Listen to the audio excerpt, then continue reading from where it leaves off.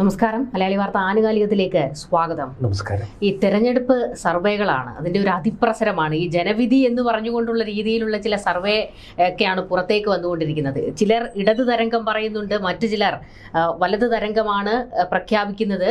എന്നാൽ നേതാക്കൾ പോലും ഇപ്പോൾ ഈ വിഷയത്തിൽ ഇടപെട്ട് തുടങ്ങിയിട്ടുണ്ട്. ഈ സർവേ ഫലങ്ങൾ അത്ര കണ്ട് വിശ്വസിക്കേണ്ടതില്ല എന്നൊക്കെയാണ് പ്രതിപക്ഷത്ത് നിന്ന് ചില കമൻറ്റുകൾ വന്നിരിക്കുന്നത്. അതായത് മനോരമയിൽ പോലും വന്നിരിക്കുന്നത് വലിയ ഭൂരിപക്ഷത്തിൽ വലതുപക്ഷം അധികാരം പിടിക്കും എന്നാണ്.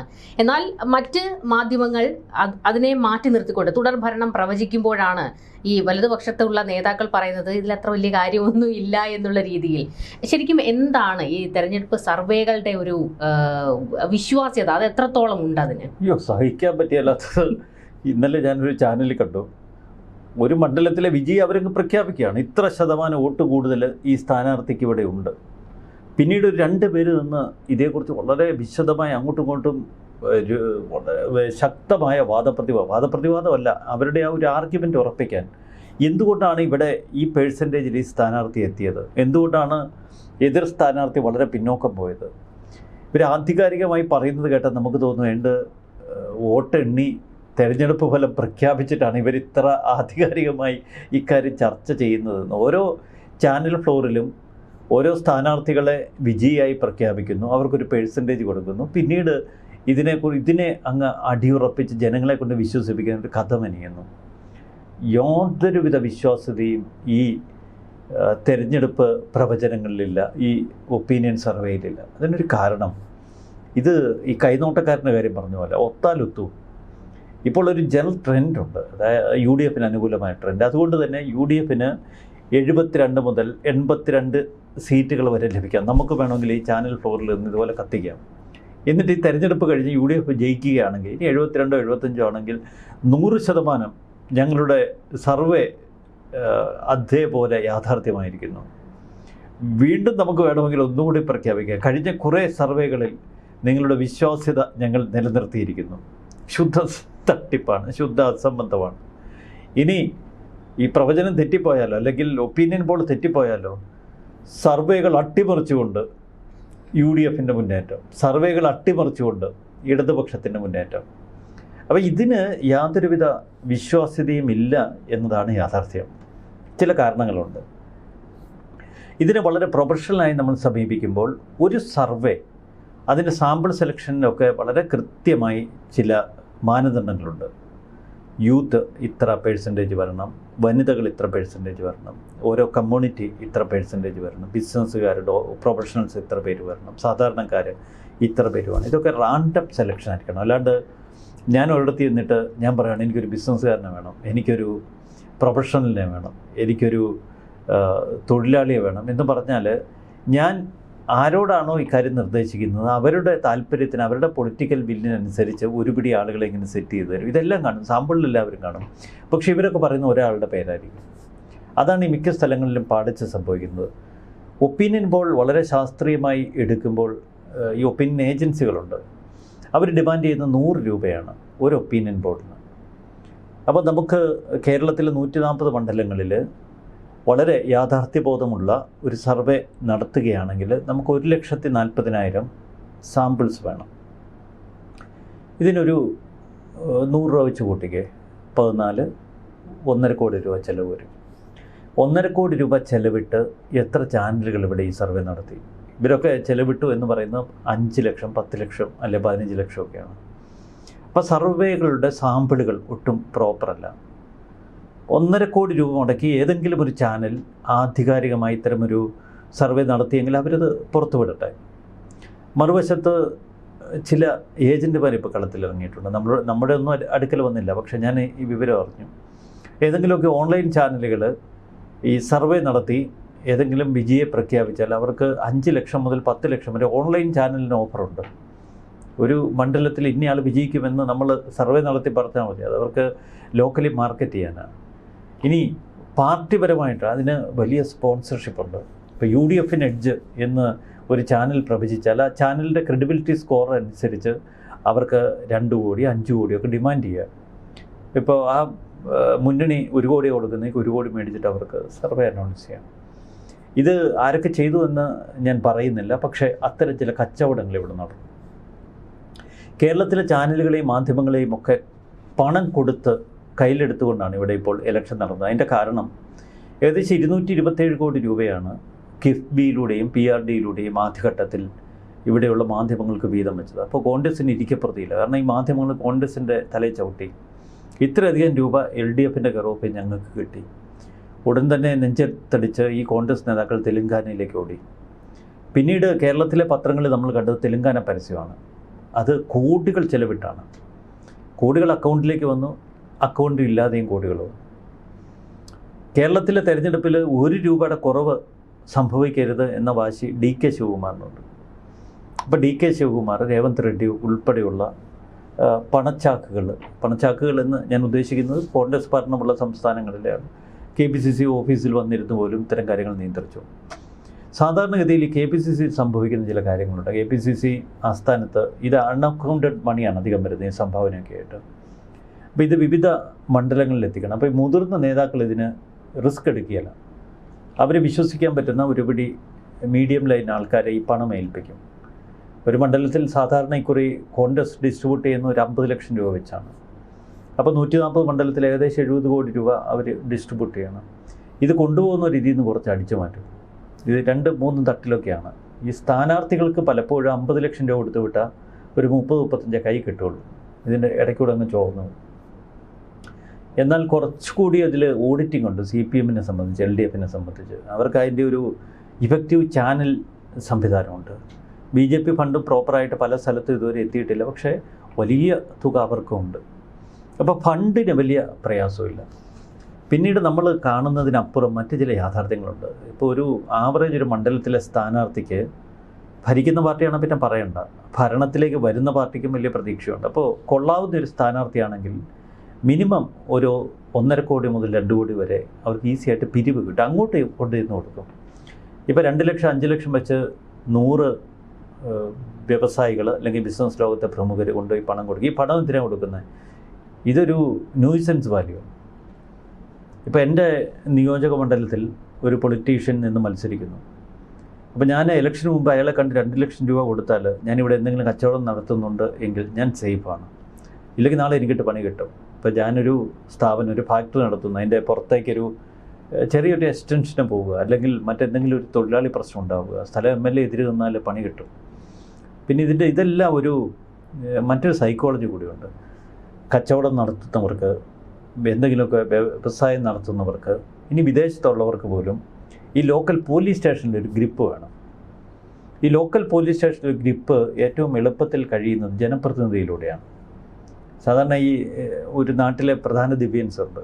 ഈ പ്രധാന ദിവ്യൻസ് എപ്പോഴും അവരുടെ വീട്ടിൽ ഒരു MLA ജയിച്ച് കഴിഞ്ഞ് കഴിയുമ്പോൾ ഒരു പാർട്ടിക്ക് വിളിക്കും, കുറച്ച് പേരെയൊക്കെ കൂട്ടും. അപ്പോൾ ഈ പാർട്ടിയിലേക്ക് സ്ഥലം SI CI അവരെയൊക്കെ വിളിക്കും. അങ്ങനെ ഞാനാണ് ഈ ജനപ്രതിനിധിയുടെ സ്വന്തമാണ്. അതുകൊണ്ട് ഇത് ഒരു ഈഗോ നിലനിർത്താൻ കൂടിയാണ്. SI CI എന്നൊക്കെ പറയുന്ന വലിയ കാര്യമൊന്നും ഒരു കാര്യവുമില്ല. പക്ഷേ ഇവരെ സംബന്ധിച്ച് ചിലപ്പോൾ വീടിന് തൊട്ടടുത്തുള്ള ആളാവാം, അല്ലെങ്കിൽ ഒരു ജോലിക്കാരനാവാം. എന്തെങ്കിലും ഒരു പ്രശ്നമായി SIയുടെ അല്ലെങ്കിൽ CIയുടെ അടുത്ത് ചെല്ലുമ്പോൾ അയാൾ എൻ്റെ ആളാണ് എന്നൊന്ന് വരുത്തി തീർക്കുക. അപ്പോൾ ഇത്തരം ന്യൂസൻസ് വാല്യൂ ഒക്കെ കണ്ട് ഇവരൊക്കെ പണം കൊടുക്കും. പാർട്ടിയുടെ പണം, ഇത്തരത്തിൽ കിട്ടുന്ന പണം, പിന്നെ കോർപ്പറേറ്റ് ഫണ്ടുകളുണ്ട്. ഇപ്പോൾ വലിയ വലിയ കോർപ്പറേറ്റ് കേരളത്തിൽ വന്ന് ബിസിനസ് ചെയ്യുന്നവരെ സംബന്ധിച്ച് എല്ലാ MLAമാർക്ക് എന്ന് പറഞ്ഞാൽ VIP MLAമാർക്കൊക്കെ പണം എത്തിക്കും. ഇനി പ്രതിപക്ഷ നേതാവ് അല്ലെങ്കിൽ ഇപ്പോൾ ഇനി CM ആകാൻ പോകുന്നു എന്നൊക്കെ എന്തെങ്കിലും ഒരു ധാരണയുള്ളവരെ തേടി ഇഷ്ടംപോലെ പൈസ എത്തും. അതിവിടുന്ന് മാത്രമല്ല, ചെന്നൈയിലെ ബിസിനസ്സുകാർ, ഹൈദരാബാദിലെ ബിസിനസ്സുകാർ, ഇവരൊക്കെ എത്തും. കാരണം ഒരുപാട് കോൺട്രാക്ട് വർക്ക്സ് ഉണ്ട് ഗവൺമെൻറ്റുമായിട്ട് ബന്ധപ്പെട്ട്. ഈ കോൺട്രാക്ടർമാർക്കൊക്കെ പിന്നീട് വരുമ്പോൾ അന്ന് തെരഞ്ഞെടുപ്പിൽ നിങ്ങളെ കണ്ടില്ലല്ലോ എന്നുള്ളൊരു അപശ്രുതി കേൾക്കാൻ കഴിയില്ല. അതുകൊണ്ട് അവരും പണം എത്തിക്കും. ഇപ്പോൾ ഒരു സ്ഥാനാർത്ഥിയെ സംബന്ധിച്ച് ഒരു 3 മുതൽ 4 കോടി രൂപ വരെ ഈസി ആയിട്ട് ഇങ്ങ് പോരും. ഇതിന് പുറമെയാണ് ഇവരുടെ കരച്ചിൽ. നാട്ടിലുള്ള സർവ്വമാന്യ ആളുകളോട് പറയും, അയ്യോ വല്ലാത്തൊരു സീസണിലാണ് ഈ മത്സരം, അതുകൊണ്ട് കൈ പൈസ ഒന്നുമില്ല, ആരോട് ചോദിക്കാനാണ് എന്ന് പറഞ്ഞാൽ 10,000 5,000 തൊട്ട് കൈ കിട്ടുന്ന എല്ലാം വാരി വീഴുന്നു. ഇത് തെരഞ്ഞെടുപ്പിൽ ഇപ്പോഴത്തെ ഒരു സാഹചര്യത്തിൽ ഒരു നിയോജക മണ്ഡലത്തിൽ മത്സരിക്കണമെങ്കിൽ ഒരു 1.5 കോടി രൂപ വേണം. നമുക്ക് ഏകദേശം ഒരു കൃത്യതയോടുള്ള കണക്കാണ്. അപ്പോൾ 1.5 കോടി രൂപ മുടക്കിയാൽ ഒരുവിധം നല്ല ഇലക്ഷൻ പ്രചരണമാണ്. മിക്കവാറും കാൻഡിഡേറ്റ്സ് ഒരു 3 കോടി വരെ പിരിക്കും. ഇലക്ഷൻ കഴിയുമ്പോൾ ഒരു 1.5 കോടി രൂപ അവരുടെ കയ്യിൽ ഒരു നീക്കിയിരിപ്പുണ്ടാകും. ഇനി വമ്പൻ പൊളിറ്റീഷ്യൻസിനാണെങ്കിലോ അവരുടെ കയ്യിൽ വീഴുന്നതിനൊരു കണക്കില്ല. ഒരു താഴെ മറ്റുള്ളവർക്കൊക്കെ കൊടുക്കണമെന്നുണ്ട്, അങ്ങനെ കൊടുക്കാറില്ല. പിന്നെ കോൺഗ്രസിനെ സംബന്ധിച്ച് പണ്ട് തൊട്ടേ ഒരു ശീലമുണ്ട്. കോൺഗ്രസിൻ്റെ ശീലം എങ്ങനെയാണ് എന്ന് വെച്ചാൽ, പണ്ട് ഉമ്മൻചാണ്ടിയായിരുന്നു എ ഗ്രൂപ്പിൻ്റെ ഫിനാൻസ് മാനേജ് ചെയ്തിരുന്നത്, തിരിച്ചിപ്പുറത്ത് രമേശ് ചെന്നിത്തല. അപ്പോൾ എ ഗ്രൂപ്പിൻ്റെ ഒരു 10-30 സ്ഥാനാർത്ഥികൾ പല സ്ഥലത്തായിട്ട്, അല്ലെ 10-50 സ്ഥാനാർത്ഥികളുണ്ടാവും, ഐ ഗ്രൂപ്പിനും ഉണ്ടാവും. ഇവർ തമ്മിലൊരു മത്സരമുണ്ട്. എ ഗ്രൂപ്പിലെ സ്ഥാനാർത്ഥികൾക്ക് ഒരു 10 ലക്ഷം രൂപ വെച്ച് ഉമ്മൻചാണ്ടി ആദ്യം എത്തിക്കും, പിന്നീട് പുറമേ ഒരു 10 ലക്ഷം രൂപ വെച്ച് കൊടുത്തുവിടും.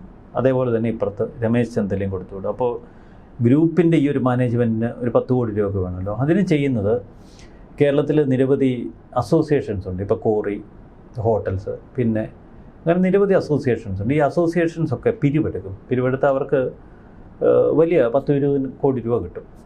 അത് ഇങ്ങനെ ആദ്യം പാർട്ടികൾക്ക് വീതം വെക്കും, പിന്നീട് പ്രധാന നേതാക്കൾക്ക് കൂടെ കൊടുക്കും.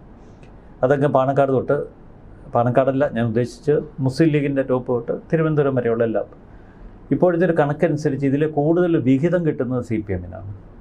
ഇതൊക്കെ ഇതിൻ്റെ ഫിനാൻസ് മാനേജ്മെൻറ്റ്. പക്ഷേ അതിനേക്കാൾ വളരെ ദൂരെയാണ് ഈ സർവേകളുടെ നിൽപ്പ്. സർവേകളും ഇതും തമ്മിൽ ഇൻ്റർ കണക്റ്റഡാണ്. എന്നാൽ തുടക്കം മുതൽ ഈ ക്യാമ്പയിൻ സ്ട്രെങ്ത് പിടിച്ചു നിർത്തണമെങ്കിൽ സർവേകൾ വേണം. ആദ്യം മനോരമയുടെ സർവേ വരുന്നു. അപ്പോൾ ചില സ്ഥലങ്ങളിലൊക്കെ ബലാബലം, ചില സ്ഥലങ്ങളിൽ ജയസാധ്യത, മറ്റുള്ള സ്ഥലത്ത് കട്ടയ്ക്ക് നിൽക്കുന്നു. പിന്നെ മനോരമ സർവേ വന്നപ്പോൾ UDF-ന് ഒരു അപ്പർ ഹാൻഡ്. അപ്പോൾ LDF-ന് വെറുതെ ഇരിക്കാൻ കഴിയില്ലല്ലോ. അപ്പോൾ LDF-ന് ഇഷ്യൂ ആയി. അങ്ങനെ മാതൃഭൂമി സർവേ വരുന്നു. മാതൃഭൂമി സർവേയിൽ LDF-ന് എഡ്ജ്. പക്ഷെ അവർ ഒരു കാര്യം പറഞ്ഞു വെച്ചു, കാരണം അവർക്കറിയാം UDF ചിലപ്പോൾ വരുമെന്ന്. അതുകൊണ്ട് അവർ പറഞ്ഞു ഒരു 14 സീറ്റിലാണ് കടുത്ത മത്സരം. ഈ 14 സീറ്റ് പണി കിട്ടിയാൽ ഈ LDF കയറും, അല്ലെങ്കിൽ UDF വരും. ഇങ്ങനെ തിരിച്ചും മറിച്ചും. ഇത് കാണുന്നവർക്ക് വെളിവില്ല, കേൾക്കുന്നവർക്കും വെളിവില്ല, പറയുന്നവർക്കും വെളിവില്ല. മനോരമ മാതൃഭൂമി വന്നതിന് തൊട്ടു പിന്നാലെയാണ് റിപ്പോർട്ടർ കത്തിക്കുന്നത്. റിപ്പോർട്ടർ കത്തിച്ചത് LDF-ന് ഇതുപോലൊരു 3ാം തവണയും വിജയത്തിലേക്ക് വരുന്ന കാഴ്ച. ഇതുകൊണ്ട് അന്തം വിട്ട് നിൽക്കാൻ നമുക്ക് കഴിയും. ബിഗ് ന്യൂസ് ആദ്യം തുടങ്ങിയത് UDF-ന് അനുകൂലമായിട്ടാണ്, അല്ല LDF-ന് അനുകൂലമായിട്ടാണ്. പിന്നീട് UDF-ലേക്ക് അവരുടെ ചായ്വ് പ്രകടമായി വരുന്നുണ്ട്. അവരുടെ മുഴുവൻ റിപ്പോർട്ടിനെയും പുറത്ത് വരണം. പക്ഷേ റിപ്പോർട്ടിന് മുഴുവൻ വന്നിട്ടില്ല. അവർ 70 സീറ്റ് ഡിക്ലെയർ ചെയ്തുള്ളൂ. ബിഗ് ന്യൂസ് മുഴുവൻ പുറത്ത് വിട്ടപ്പോൾ, ബിഗ് TV മുഴുവൻ പുറത്ത് വിട്ടപ്പോൾ ഏകദേശം ഒരു UDF അപ്പർ ഹാൻഡിൽ നിൽക്കുന്നു. ചില ഓൺലൈൻ ചാനലുകളൊക്കെ ഇത്തരം സർവേ റിപ്പോർട്ടുകൾ പുറത്തു വിടുന്നു. അവരെ നമുക്ക് ചലഞ്ച് ചെയ്യേണ്ട. എന്തായാലും ഇതിൽ ഒരുപാട് കൊടുക്കൽ വാങ്ങലുകളുണ്ട്. ഇതത്ര ഒരു നിഷ്കളങ്കമായി കാണേണ്ട ഒന്നല്ല. ഈ ഇലക്ഷൻ ക്യാമ്പയിനിൽ ട്രെൻഡ് സെറ്റിംഗ് ആക്കി ഈ ഒരു സർവേകളെ പലരും മുൻപ് കണ്ടിരുന്നു. പക്ഷേ ഇപ്പോൾ അത് ജനം തിരിച്ചറിഞ്ഞു. ജനം അത്ര വിഡ്ഢികളൊന്നുമല്ല. ജനം പറയുന്നു ഇപ്പോൾ തന്നെ നിങ്ങൾക്ക് ഇങ്ങനെ വിലയിരുത്താൻ കഴിയും. നമുക്ക് എക്സിറ്റ് പോളാണ് സമ്മതിക്കുക. കാരണം ഒരു 10 പേര് അല്ലെങ്കിൽ 20 പേര് വോട്ട് ചെയ്തിറങ്ങുമ്പോൾ ഒരാളുടെ ഒരു ഒപ്പീനിയൻ എടുക്കുക. അത് മിക്ക ബൂത്തിലും വേണ്ട, സെലക്ട് ചെയ്ത ബൂത്തുകളിലും മതി. അപ്പോൾ ഒരു ഏകദേശം ഒരു ഐഡിയ കിട്ടും. ഒപ്പീനിയൻ പോൾ പലപ്പോഴും നമുക്കറിയാം, കഴിഞ്ഞ ലോക്സഭാ ഇലക്ഷൻ പരാജയമായിരുന്നു. അതിന് മുമ്പിലത്തെ ലോക്സഭാ ഇലക്ഷൻ പരാജയമായിരുന്നു. കേരളത്തിൽ 2021 അന്ന് ഏറെക്കുറെ മാതൃഭൂമി ഇത്തരമൊരു റിസൾട്ട് പ്രഖ്യാപിച്ചിരുന്നു. പക്ഷെ അന്ന് മാതൃഭൂമി എല്ലാവരും എയറിൽ കയറ്റി. അവരൊന്ന് വലിയ പ്രഖ്യാപനം നടത്തി. 95 മുതൽ എൻ്റെ ഓർമ്മ ശരിയാണെങ്കിൽ 215 സീറ്റ് വരെ കിട്ടുമെന്ന്. പക്ഷെ അവരുടെ അനുമാനം ഏറെക്കുറെ കറക്റ്റാണ്, 99 സീറ്റിലെത്തി. ഇക്കുറി ഈ സർവേകളൊന്നും അത്ര കണ്ട് വിജയിക്കാനിടയില്ല. മറുവശത്ത് BJP എത്ര ശതമാനം വോട്ട് നേടും അതിനെ ആശ്രയിച്ചിരിക്കും LDF UDF മുന്നണികളുടെ വിജയം. BJP വോട്ടുകൾ ഏത് പാളയത്തിൽ നിന്നാണ് പോകുന്നത്, അതാണ് അതിൽ പ്രധാനം. ഇതാണ് ഇതിൻ്റെ ഒരു ഏകദേശ ചിത്രം. ഇത് നമുക്ക് ഇപ്പോൾ പറയാൻ കഴിയുന്നത് ഒരു ഭരണവിരുദ്ധ വികാരം ഇവിടെ നിലനിൽക്കുന്നുണ്ട്. അതുകൊണ്ട് പൊതുവേ നമ്മൾ ഒന്നെങ്കിൽ LDF UDF LDF ഈ ഒരു നിലയിലാണ് പോകുന്നത്. അപ്പോൾ ഇത്തവണ ഇവിടെ ഒരു ഭരണവിരുദ്ധ വികാരം നിലനിൽക്കുന്നു. അത് പ്രതിപക്ഷത്തിന് വോട്ടാകും എന്നുള്ള കണക്കുകൂട്ടലാണ്. ഈ പ്രതിപക്ഷം പോലും കരുതുന്നത് ഞങ്ങളുടെ കയ്യിൽ ജനം കൊണ്ട് അധികാരം തരും എന്നുള്ളതാണ് അവരുടെയും കണക്കുകൂട്ടൽ.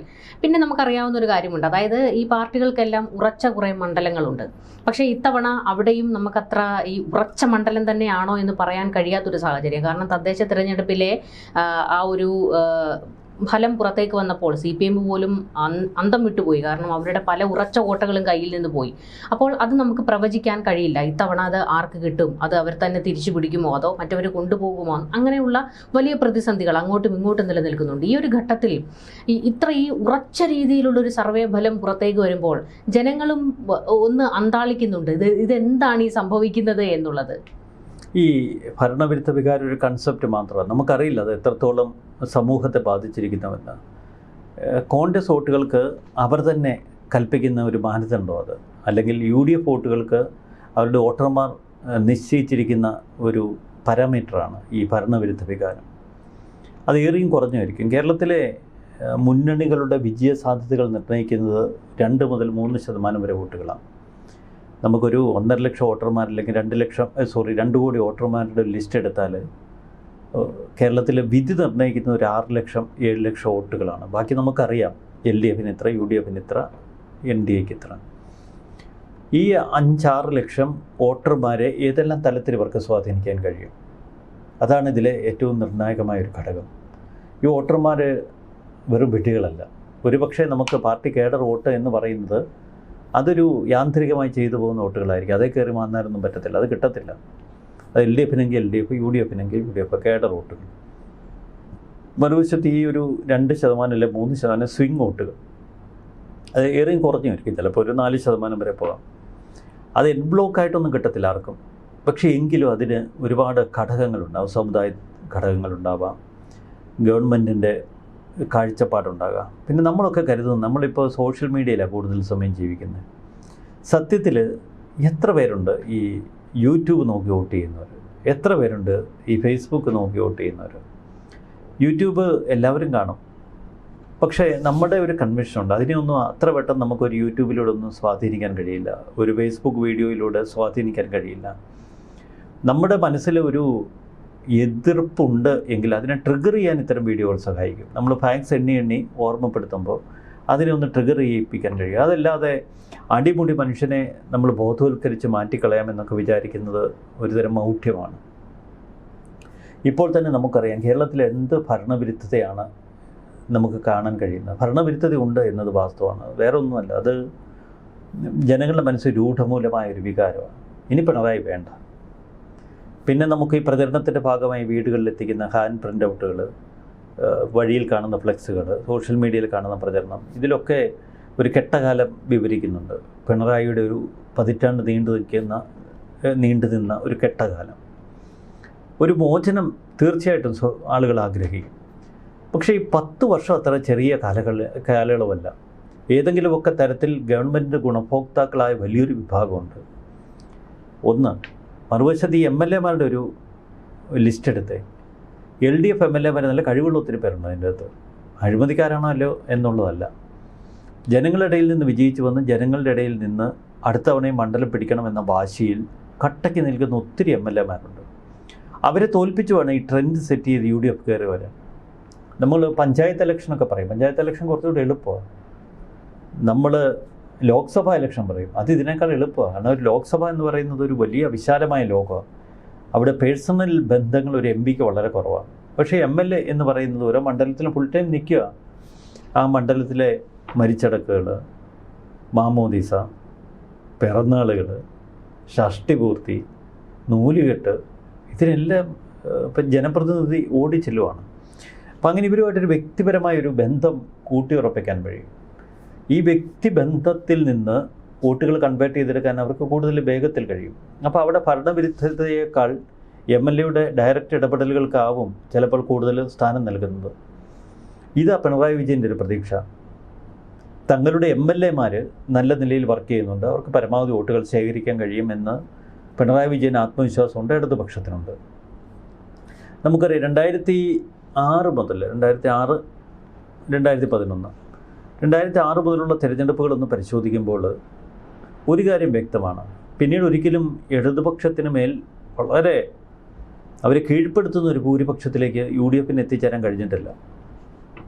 2006, 2011 ആ ഒരു കാലഘട്ടത്തിന് ശേഷം 2011-16 അവിടെയാണ് UDF ഭരിച്ചത്. അപ്പോഴും ഒരു മാർജിനൽ സീറ്റിന് മിച്ചമുള്ളൂ. ഈ തെരഞ്ഞെടുപ്പിന് വലിയൊരു പ്രത്യേകതയുണ്ട്. അതാണ് UDF-ൻ്റെ ഏറ്റവും വലിയ പ്രതീക്ഷയും. VS എഫക്റ്റ് ഇല്ലാത്തൊരു തെരഞ്ഞെടുപ്പാണ്. 2006 തെരഞ്ഞെടുപ്പിൽ VS എഫക്റ്റ് ഉണ്ടായിരുന്നു. 2001 തെരഞ്ഞെടുപ്പിൽ അന്നും VS എഫക്റ്റ് ഉണ്ടായിരുന്നു. 2011 തെരഞ്ഞെടുപ്പിൽ VS എഫക്റ്റ് ഉണ്ട്. 2016 തെരഞ്ഞെടുപ്പിലും VS എഫക്റ്റ് ഉണ്ട്. കാരണം 2016 VS വീണ്ടും മുഖ്യമന്ത്രിയാകുമെന്നൊക്കെ പ്രതീക്ഷിച്ചവരുണ്ട്. 2011-16 അന്ന് VSനെ മാറ്റി നിർത്തിയെങ്കിലും ആ VS ഇങ്ങോട്ട് കടന്നു വന്ന ഒരു കൊടുങ്കാറ്റുണ്ടല്ലോ, അതിനെ തടഞ്ഞ് അത് ഒരു വല്ലാത്ത ആവേശമായി. അപ്പം അന്നൊക്കെ VSൻ്റെ ഒരു വ്യക്തിപ്രഭാവം കേരളത്തിൽ നിറഞ്ഞു നിന്നിരുന്നു. അപ്പോൾ VSന് പകരം ധാർഷ്ട്യവും അഹങ്കാരവും നിറഞ്ഞ പിണറായിയുടെ മുഖം, പിണറായിയുടെ ഫുൾ ഫിഗർ, അത് മാത്രമേ ഇപ്പോൾ കാണാൻ കഴിയൂ. ഇതിനെ എത്രമാത്രം ജനം ഉൾക്കൊള്ളുന്നുണ്ട്? അതോ കേരളത്തിലെ ജനങ്ങൾക്കും ഒരു വടക്കേന്ത്യൻ മോഡൽ ആരാധന പിണറായിയോട് തോന്നിയോ? ഇതൊന്നും നമുക്കിപ്പോൾ നിർവചിക്കുക വയ്യ. അദ്ദേഹത്തിൻ്റെ MLA-മാർക്ക് എത്രമാത്രം മണ്ഡലത്തിൽ സ്വാധീനമുണ്ട്? സമുദായ ഇക്വേഷനുകൾ എങ്ങനെ ഈ വോട്ടിങ്ങിൽ പ്രതിഫലിക്കും? ജനറലി നമുക്ക് പറയാം UDF ട്രെൻഡുണ്ട്, തരംഗമുണ്ട്, അതിലൊന്നും വ്യത്യാസമില്ല. പക്ഷെ അതിലപ്പുറം ഇത്തരം ചില യാഥാർത്ഥ്യങ്ങൾ കൂടി നമ്മൾ ഉൾക്കൊണ്ടേ തീരും. ഇവിടെ നമ്മളിപ്പോൾ ഈ പ്രവചനങ്ങൾ അത് മാറി മറിയാം, അതിലൊന്നും എത്രത്തോളം യാഥാർത്ഥ്യമുണ്ട് അത് ജനം വോട്ട് ചെയ്ത് കഴിയുമ്പോൾ വ്യക്തമാകുന്ന ഒരു ചിത്രമാണ്. പക്ഷേ ഇവിടെ നമ്മൾ മറ്റൊരു കാര്യവും കൂടി ചർച്ച ചെയ്യുകയാണെങ്കിൽ, അതായത് ഈ ജെൻസി എന്ന് പറയുന്ന ഒരു വിഭാഗം ഇപ്പോഴുണ്ട്. അവർ ആർക്ക് അനുകൂലമാകും എന്നുള്ളൊരു ചോദ്യമാണ് ഏറ്റവും പ്രധാനപ്പെട്ട. ഈ രണ്ട് പ്രത്യേകിച്ച് BJPയും LDFും UDFും ഒക്കെ ആ ഒരു വിഭാഗത്തെയും കയ്യിലെടുക്കാനുള്ള ഒരുപാട് നീക്കങ്ങൾ നമുക്കറിയാം. ഇപ്പോൾ CPMൻ്റെ പ്രചാരണം തന്നെ എടുത്തു കഴിഞ്ഞാൽ അവരുടെ ഒരു ആരാധനാപാത്രമായിട്ടുള്ള ആൾക്കാരെയൊക്കെ ഉയർത്തിക്കൊണ്ടുവരിക, വേടനെ കൊണ്ടുവരിക, അതുപോലെ തന്നെ പിന്നണി ഗായകരെ, അതായത് സമൂഹത്തിൽ ഒരു ട്രെൻഡായി നിൽക്കുന്ന ആൾക്കാരെ കൊണ്ടുവന്നിട്ട് ഇവരെ കയ്യിലെടുക്കാനുള്ള ഒരു നീക്കം ഒരു വശത്ത് നടക്കുന്നുണ്ട്. മറ്റൊരു കാര്യം എന്ന് പറയുന്നത്, ഈ പറയുന്നത് പോലെ തന്നെ ഇപ്പോൾ ഒരു പക്ഷമുണ്ട്, അതായത് കുറച്ച് പ്രായമായ ആൾക്കാരുള്ള ഒരു വിഭാഗം, അവർക്കൊരു പക്ഷമുണ്ട്, ഒന്നെങ്കിൽ ഇടതുപക്ഷം അല്ലെങ്കിൽ വലതുപക്ഷം. അതിനെ അവർ വോട്ട് ചെയ്യുകയുള്ളൂ, അതിൽ നിന്ന് ഇവിടെ അങ്ങോട്ടും ഇങ്ങോട്ടും മാറത്തുമില്ല. അപ്പോൾ ഈ ജെൻസി കാറ്റഗറിയിലുള്ള ഒരു വിഭാഗമുണ്ട്, അവരുടെ വോട്ടുകൾ എങ്ങോട്ടേക്ക് പോകും? ഇത് മാത്രമല്ല, നമ്മൾ ഈ പറയുന്ന പോലെ തന്നെ ചാനലുകളിൽ ഇരുന്നുള്ള ഈ സർവേ ഫലങ്ങളൊന്നും ഈ പറയുന്ന ജെൻസികളോ ആരും കാണാനില്ല. ഇവരെല്ലാവരും ഈ സോഷ്യൽ മീഡിയയിൽ കയറിയിരിക്കുന്നവരാണ്. പക്ഷേ സോഷ്യൽ മീഡിയയിൽ ഏറ്റവും കൂടുതൽ ട്രെൻഡിങ് ആയി മാറിക്കൊണ്ടിരിക്കുന്നത് ഇടതുപക്ഷത്തിൻ്റെതാണ്. പ്രത്യേകിച്ച് ഇടതുപക്ഷത്തിൻ്റെ ഒരു സൈബർ സ്പേസ്, അവരുടെ ഒരു സൈബർ കൂട്ടമുണ്ടല്ലോ, അത് ഈ UDFനൊന്നും ബീറ്റ് ചെയ്യാൻ പറ്റുന്നതിനും അപ്പുറത്തേക്കാണ് അവരുടെ ഒരു ശക്തി. അപ്പോൾ ആ ഒരു വിഭാഗം അതിശക്തമായി ഈ തെരഞ്ഞെടുപ്പ് കാലഘട്ടത്തിൽ രംഗത്തിറങ്ങിയിട്ടുണ്ട്. ഈ ജെൻസിയുടെ ഒരു പ്രത്യേകത, ജെൻസി നമ്മുടെ ഇവിടുത്തെ ന്യൂസുകളൊന്നും അത്ര ഫോളോ ചെയ്യുന്നില്ല. അവരൊക്കെ അധികം ഇൻസ്റ്റാഗ്രാമിലും വ്ളോഗിലും ഒക്കെയാണ് നിൽക്കുന്നത്. ഇക്കുറി അതുകൊണ്ടാണ് ചില ഇൻഫ്ലുവൻസേഴ്സിനൊക്കെ കളത്തിലിറങ്ങിയത്. ഞാൻ ഞെട്ടിപ്പോയി. എനിക്ക് ഇന്നലെ എന്നോടൊരു സ്ഥാനാർത്ഥി പറഞ്ഞു, എറണാകുളത്തെ ഒരു പ്രമുഖയായ ഇൻഫ്ലുവൻസർ, അവർ സ്ഥാനാർത്ഥികളെക്കുറിച്ച് വീഡിയോ ചെയ്യുന്നുണ്ട്. അവരുടെ പേയ്മെൻറ്റ് എത്രയാണെന്നറിയാമോ? ഞാൻ ചോദിച്ചാൽ എത്രയാണ്? അവർക്ക് ഒരു മിനിമം 4 ലക്ഷം രൂപയാണ്. ഒരു സ്ഥാനാർത്ഥി വിജയിക്കുമെന്ന് പറഞ്ഞൊരു വ്ളോഗ് ചെയ്യാൻ 4 ലക്ഷം രൂപ. ഞാൻ ചോദിച്ചു, ഇതിനൊക്കെ പൈസ? പിന്നെ എല്ലാ ഇൻഫ്ലുവൻസേഴ്സും ഇപ്പോൾ ഭയങ്കര പിരിവാണ്. അപ്പോൾ ഇതാണ് കേരളത്തിൻ്റെ ഒരു സ്ഥിതി. അപ്പോൾ ഇൻഫ്ലുവൻസേഴ്സൊക്കെ കച്ചവടമാക്കി ഇതിനെ എടുത്തിരിക്കുക. അവരെ സംബന്ധിച്ച് ഒരു 3 ലക്ഷം രൂപ വെച്ച് ഒരു സ്ഥാനാർത്ഥിയുടെ നിന്ന് കിട്ടിയാൽ 10 സ്ഥാനാർത്ഥികളെ സ്റ്റോർ ചെയ്താൽ 10-30 ലക്ഷം രൂപ കിട്ടും. ഇതൊരു ചാകര, 5 വർഷത്തിൽ ഒരിക്കൽ കിട്ടുന്ന ചാകര. ഇത്രയേ ഉള്ളൂ ജെൻസിയുടെ കാര്യം. അവരെ സംബന്ധിച്ച് അവർക്ക് എന്താണ് നടക്കുന്നത്, എന്താണ് പൊളിറ്റിക്സ്, ഇക്കാര്യങ്ങളിലൊന്നും വലിയ ബോധ്യമൊന്നുമില്ല. പിന്നെ ഒരു ഓളത്തിലങ്ങ് ഒഴുകുകയാണ്. ആ ഓളത്തിൽപ്പെട്ട് അവരെ ആർക്ക് വോട്ട് കൊടുക്കും? അവിടെ നമ്മൾ കാണേണ്ട ഒരു ബിംബം പോലെ പിണറായി അവതരിപ്പിക്കാൻ LDFന് ഈ സൈബർ സ്പേസിൽ കഴിയുന്നുണ്ട്. പക്ഷെ അതിന് ആ പിണറായി അവതരിപ്പിച്ചൊക്കെ ശരിയാണ്. പക്ഷേ എന്നെ സംബന്ധിച്ച് ഞാൻ ഈ ഹോർഡിങ്ങിലേക്കൊക്കെ നോക്കുമ്പോൾ അതിനകത്തൊരു ലൈഫില്ല, ഒരു ജീവനില്ല. പിണറായിയുടെ ഒരു മുഖം ഇരിക്കുന്നു, പക്ഷെ ആ മുഖം വരച്ച് വെച്ച് എന്തോ കൃത്രിമത്വം ഉള്ളതുപോലെയാണ്. പെയിൻ്റ് അടിച്ച് വെച്ച പോലെ 5-6 കട്ടി കളറും. LDF അല്ലാതെ മറ്റാരുണ്ട്? ഇത് മാത്രമേ ഉള്ളൂ. ചോറ് എന്നും കഴിക്കേണ്ടേ? LDF അല്ലാതെ മറ്റാരുണ്ട്? റേഷനരി മുട്ട് വന്നിട്ടില്ലാത്ത 10 വർഷങ്ങൾ LDF അല്ലാതെ മറ്റാരുണ്ട്? ഈ LDF അല്ലാതെ മറ്റാരുണ്ടെന്നുള്ളൊരു ചോദ്യത്തിൽ അഹങ്കാരമുണ്ട്, ഗർവമുണ്ട്. അതെങ്ങനെ പ്രതിഫലിക്കും? ഞാനല്ലാതെ വേറെ ആരുണ്ടടാ എന്നുള്ളൊരു ചോദ്യം അത് തന്നെയാണ് ചോദിച്ചുകൊണ്ടിരിക്കുന്നത്. അത് പിണറായിയുടെ ഒരു ശൈലിയാണ്. ആ ശൈലി വെച്ചിട്ട് ഈ കോപ്പി റൈറ്റിംഗ് നടത്തിയവനെ നല്ല മുരിക്കുമ്പത്തിൽ വെച്ച് അടിച്ചോടിക്കണം. കാരണം അതുമാതിരി ഒരു ചെയ്ത ചെയ്തിരിക്കുന്നത് CPMനിട്ടും പിണറായി കിട്ടും. ഞാൻ അല്ലാതെ മറ്റാരുണ്ടടാ? ആ ചോദ്യം ഇങ്ങനെ ജനങ്ങളുടെ ചെവിട് തല്ലിപ്പൊളിക്കുക. അല്ല, അതൊരു പക്ഷേ ഈ പിണറായി അത്ര കണ്ട് താല്പര്യമില്ലാത്ത ആൾക്കാർക്കല്ലേ അതൊരു ഗർവമായിട്ട് തോന്നുള്ളൂ. പക്ഷെ മറ്റൊരു രീതിയിൽ നോക്കുകയാണെങ്കിൽ ഞങ്ങളല്ലാതെ വേറെ ആരുണ്ട്? അല്ല, കാരണം തൊട്ടിപ്പുറത്ത് തേഞ്ഞൊട്ടി നിൽക്കുന്ന ഒരു UDF-ന്റെ കാലത്തെയാണ് LDF ഉയർത്തി കാണിക്കുന്നത്. ആ ഒരു കാലത്തെ ഉയർത്തി കാണിക്കുന്നുണ്ട്. അപ്പോഴത്തേക്ക് ഈ പറയുന്ന ജെൻസി പിള്ളേരെല്ലാം ഒഴിക്കും, ഇവന്മാര് വന്നു കഴിഞ്ഞാൽ ഇതായിരിക്കും. ഇരുണ്ട കാലത്ത് നിന്ന് ഉമ്മൻചാണ്ടി മുഖ്യമന്ത്രി സ്ഥാനത്ത് നിന്ന് ഇറങ്ങി പോകുമ്പോൾ കേരളത്തിലെ ഓരോരുത്തരുടെയും തലയിൽ ഈ 6 ലക്ഷം കോടി രൂപയൊന്നും കെട്ടിവെച്ചിട്ടല്ല ഇറങ്ങിപ്പോയത്. അന്ന് വെറും 1.25 ലക്ഷം കോടിയുള്ളൂ കേരളത്തിൻ്റെ പൊതുകടം. അവിടെ നിന്നാണ് ഈ തലച്ചുമടയിൽ എടുക്കാൻ പറ്റാത്ത നിലയിൽ ഈ ജെൻസിയൊക്കെ ഇപ്പോൾ അടപടലം നശിപ്പിച്ചിരിക്കുന്ന ഈ സംവിധാനം. അതുകൊണ്ട് ഇതൊക്കെ എങ്ങനെ വരുമെന്നൊന്നും നമുക്ക് മുൻകൂട്ടി പ്രവചിക്കുക വയ്യ. ജെൻസിയെ സംബന്ധിച്ച് അവർ ഈ ഗ്രൂപ്പ് ട്വീറ്റുകൾ, പൊതു ചർച്ചകൾ, അത് അവരെ സ്വാധീനിക്കുന്നത്. ഇപ്പം ഞാൻ കഴിഞ്ഞ ദിവസം ഒരു സ്ഥാനാർത്ഥിയുടെ തെരഞ്ഞെടുപ്പ് പ്രചരണത്തെ കണ്ടു. അവർ ചെയ്തിരിക്കുന്നത് DJ ആഘോഷമാണ് വൈകുന്നേരം, ജെൻസി എല്ലാം കൂടെ കൂടി. അപ്പോൾ അത് മാത്രമല്ല, ഈ ഭരണത്തിൽ ഇരിക്കുന്ന സമയത്തും ഈ പറയുന്ന ഈ ഒരു കൂട്ടം ചെറുപ്പക്കാരെ കയ്യിലെടുക്കാനുള്ള ഒരുപാട് പരിപാടികൾ സർക്കാരിന്റെ ഭാഗത്തു നിന്നുണ്ടായിട്ടുണ്ട്. അതൊക്കെയുണ്ട്. കാരണം ഈ ഒരുപാട് സമ്മാനം കൊടുത്തും ഒരുപാട് പണം കൊടുത്തും കിറ്റ് കൊടുത്തും മറ്റൊരു ഗുണഭോക്താക്കളെ നൈറ്റ് ലൈഫ് പോലുള്ള പരിപാടികൾ ഒത്തിരി ഉണ്ട്. നൈറ്റ് ലൈഫ് കൂടിപ്പോയി. അതുകൊണ്ടാണല്ലോ കേരളത്തിൽ 8.25 ലക്ഷം ലഹരി ഉപഭോക്താക്കളുണ്ട് എന്ന് UDF ഒരു സെൻസസ് ഒരു കണക്ക് പുറത്തു വിട്ടിരിക്കുന്നത്. നമുക്കതിന് കണക്കില്ല, ആധികാരികതയൊന്നും അറിയില്ല. പക്ഷേ ഇവിടെ ഇതൊരു വലിയ അളവുകോലാണ് ഈ തെരഞ്ഞെടുപ്പ്. ഇതിൽ ഉപയോഗിച്ചിരിക്കുന്ന social media strategy, social engineering ആരുടേതായിരിക്കും ജയിക്കുന്നത്? ഇനി UDF-ൻ്റെ ഈ സോഷ്യൽ മീഡിയ സ്ട്രാറ്റജിയൊക്കെ അട്ടിമറിക്കപ്പെട്ട LDF ജയിച്ചു കയറിയാൽ അതൊരു ചരിത്ര സംഭവമാണ്.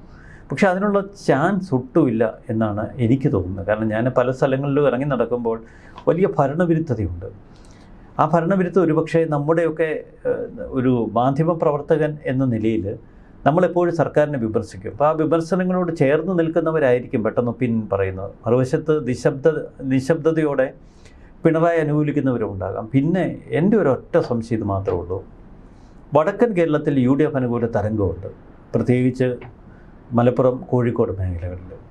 മധ്യ തിരുവിതാംകൂറിൽ ഇവരൊക്കെ പറയുന്നു വലിയ തരംഗമെന്ന്. പക്ഷേ പല സ്ഥലങ്ങളിലും ഇഞ്ചോടിഞ്ചാണ്. നമുക്ക് സൂക്ഷ്മമായി നിരീക്ഷിക്കുമ്പോൾ പല സ്ഥലങ്ങളിലും ഈസി വാക്കോറൊന്നുമല്ല. പക്ഷേ ഒരു ഭരണവിരുദ്ധതയുടെ പേരിൽ ഒരു തരംഗം സൃഷ്ടിക്കപ്പെട്ടാൽ അത് പല സ്ഥലങ്ങളിലും UDF-ന് അനുകൂലമാകും. എന്നാൽ തെക്കൻ കേരളത്തിൽ ഒരു കാര്യം ഉറപ്പാണ്, അത്ര വലിയ UDF തരംഗമില്ല. തിരുവനന്തപുരം, കൊല്ലം, ഈ 2 സ്ഥലങ്ങളിൽ കൊല്ലത്ത് ഒരു മീഡിയം ലൈനാണ്. അതിൻ്റെ കാരണം ഞാൻ വളരെ വ്യക്തതയോടെ തിരക്കി. അതിനൊരൊറ്റ കാരണമേ ഉള്ളൂ. ഇവിടെയുള്ള ഈ ഹൈന്ദവ സമുദായത്തിൽപ്പെട്ട ഒരുപാട് ആളുകൾക്ക് ഈ മുസ്ലിം ലീഗിൻ്റെ അപ്രമാദിത്വം ഇഷ്ടമില്ല. അവരതിനെ വളരെ നിശ്ചിതമായി വിമർശിക്കുന്നുണ്ട്. പ്രത്യേകിച്ച് ഈ നായർ സമുദായമൊക്കെ എന്തു പറഞ്ഞാലും ഇനി ഭരിക്കാൻ പോകുന്നത് മലപ്പുറത്തു നിന്നുള്ള മുസ്ലിം ലീഗ് നേതാക്കളല്ലേ, അതൊരു അവരെ വല്ലാണ്ട് അസ്വസ്ഥപ്പെടുത്തുന്നുണ്ട്. ആ അസ്വസ്ഥത ഇപ്പോൾ ഈ മധ്യ തിരുവിതാംകൂറിൽ അവിടെ അധികമില്ല. ഇടയ്ക്ക് പറഞ്ഞതുപോലെ ലവ് ജിഹാദും കുറേ പ്രശ്നങ്ങളൊക്കെ ഉയർന്നു വന്നുവെങ്കിലും ഈ കഴിഞ്ഞ 2 വർഷമായിട്ട് ശാന്തതയോടെ പോകുന്നു. അതിനൊരു കാരണമുള്ളത് ഈ പോപ്പുലർ ഫ്രണ്ട് ഉൾപ്പെടെയുള്ള തീവ്രവാദ ഗ്രൂപ്പുകളെ അങ്ങ് തകർത്ത് കളഞ്ഞു സെൻട്രൽ ഗവൺമെൻറ്. അതോടെ BJP-യോട് ഒരു പ്രകടമായ ചായ്വ് ഒരു ക്രിസ്ത്യൻ മേഖലയിൽ കാട്ടി. എന്നാൽ ക്രിസ്ത്യൻ സമൂഹം സംശയിച്ച് നിൽക്കുകയാണ്. പ്രത്യേകിച്ച് ജാർഖണ്ഡ് ഇഷ്യൂ, FCR, ഇങ്ങനെയുള്ള കുറേ കാര്യങ്ങളിൽ അവർ സംശയിച്ച് നിൽക്കുകയാണ്. അതുകൊണ്ട് ഇക്കുറിയും ഒരു NDA അനുകൂല മനോഭാവം ക്രിസ്ത്യൻ സമുദായത്തിനിടയിൽ വളർന്നു വരുമെന്നറിയില്ല. ഇത്തരം അടിയൊഴുക്കുകളൊന്നും സർവേക്ക് കണ്ടുപിടിക്കാൻ കഴിയില്ല. ഈ അടിയൊഴുക്കുകൾ തന്നെയാണ് തെരഞ്ഞെടുപ്പ് ഫലത്തെ നിയന്ത്രിക്കുന്നത്. തൽക്കാലം ആര് വേണമെങ്കിലും വിജയിച്ചു വരട്ടെ എന്നുള്ളൊരു മട്ടിലെടുക്കാം. ഇതിൻ്റെ അർത്ഥശൂന്യത മനസ്സിലാക്കിക്കൊണ്ട് തന്നെയാണ് നമ്മൾ ഈ സർവേ എന്ന ഒരു ഫോഷ്കിലേക്ക് ഇപ്പോൾ കടക്കാത്തത്. നാളുകളിൽ ഒരു പക്ഷേ കടന്നേക്കാം. അതൊരു മാർക്കറ്റിങ്ങിൻ്റെ ഭാഗമാണ്. അത് പണം ഉണ്ടാക്കാനുള്ള, പണം മേടിച്ച് ചെയ്യുമെന്നല്ല ഞാൻ പറഞ്ഞത്. എങ്കിലും ഒരു ന്യൂസ് ഷെൽഫ് ചെയ്യാൻ നമുക്കതിനെയൊക്കെ ഉപയോഗിക്കാം. ഓരോ മണ്ഡലത്തിലൂടെയും പോയി എന്ന് കാണിക്കാൻ വേണ്ടി കുറച്ച് വീഡിയോ ഒക്കെ എടുത്ത് നമ്മളതിനേക്കാൾ വീഡിയോ ഇടുന്നുണ്ട്. എല്ലാ മണ്ഡലത്തിലും നമ്മുടെ പിള്ളേർ പോയിട്ടുണ്ട്. എന്തായാലും ഇതൊരു തമാശയാണ്. ഇതിനത്ര ആധികാരികതയൊന്നുമില്ല ഈ സർവേക്ക്. ജനം ചിലതൊക്കെ നിശ്ചയിച്ചിട്ടുണ്ട്, അത് നമുക്ക് കാണാം. സർവേ ഫലങ്ങൾക്ക് ജനവിധിയെ ഒന്നും പൂർണ്ണമായും ഉൾക്കൊള്ളാൻ കഴിയുന്നതല്ല. അപ്പോൾ ഈ സർവേ ഫലങ്ങളിൽ ഈ പറഞ്ഞ പോലെ തന്നെ ഇത്തരത്തിലുള്ള ചില ഗിമ്മിക്കുകൾ മാത്രമാണ് എന്നുള്ളത് വ്യക്തമാകുകയാണ്. കൂടുതൽ ചർച്ചകളുമായി കാണാം. നമസ്കാരം. നന്ദി, നമസ്കാരം.